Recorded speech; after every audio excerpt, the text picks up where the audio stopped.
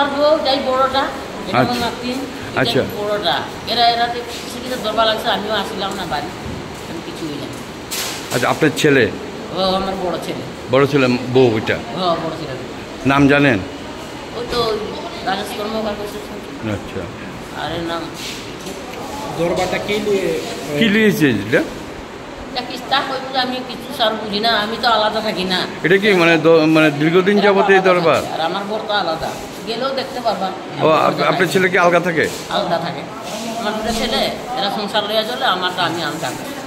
আচ্ছা, তো মানে প্রায় সময় দরবার লাগে? এরা কোন সময় এটা খায় না। ও মদ খায়? লাগে দরবার হয়েছে এরকম মদ খায় না?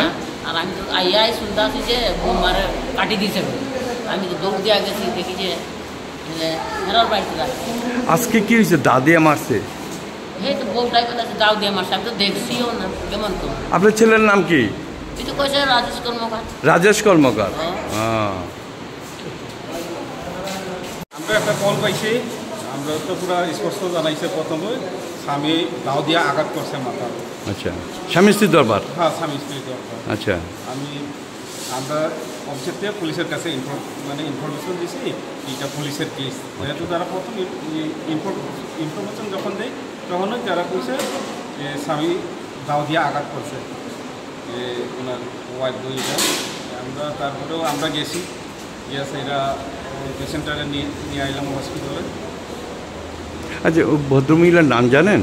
ও অক্ষণ জিজ্ঞাসা করার পরে নামটা আমরা কালেকশন করছি। আচ্ছা, নামটা কোন? তো নামটা হইল সবিতা দেবনাথ। আর স্বামীর নাম? স্বামীর নাম রাজেশ কর্মকার, বাড়ি রামদাপুর মধ্যপাড়া। রামদুলপুর মধ্যপাড়া। হ্যাঁ, চা বাগানে। ঠিক আছে।